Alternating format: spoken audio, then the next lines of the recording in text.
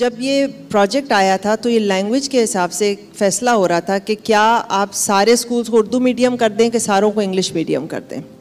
कुछ सूबे कह रहे थे उर्दू मीडियम कर दें, कुछ कह रहे थे इंग्लिश मीडियम कर दें। तो एक बड़ा रिसर्च बेस्ड टेक्निकल फैसला ये हुआ कि आधे सब्जेक्ट्स को उर्दू कर दें, आधे को इंग्लिश कर दें।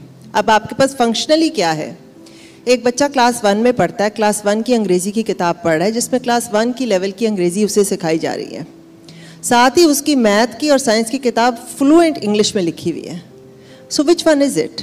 क्या बच्चे को अंग्रेज़ी आती है जिसकी वजह से वो मैथ और साइंस अंग्रेज़ी में पढ़ रहा है, या उसको अंग्रेज़ी नहीं आती इसलिए वो इंग्लिश एक बेसिक लेवल पे पढ़ रहा है? हमारे policy decisions at the federal level and provincial levels have been made without keeping research in mind.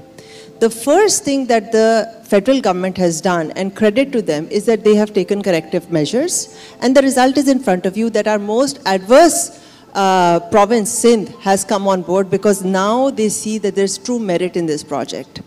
So one thing we have done is that we have given a lot of flexibility on language.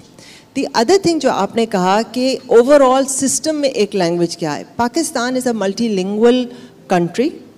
It is a post-colonial country, and both of those things are not just realities but can be our strengths. I think English में proficiency होना, not accuracy, proficiency होना ज़रूरी है.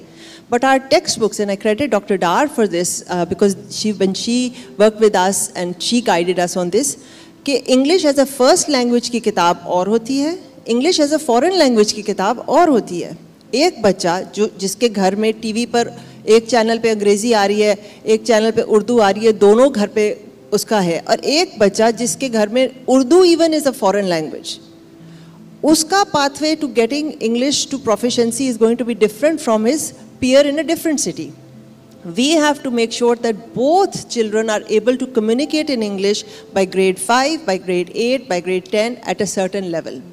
And so इसका ये नहीं है कि आप सारों को उर्दू मीडियम कर दें या सारों को इंग्लिश मीडियम कर दें। आप सबके मेयारात वो यकसा मेयारात कर दें और पाथवेज जो है वो डाइवर्स कर दें ताकि उस मेयार पे पहुंचने के लिए हर बच्चे के पास यकसा मौके हों।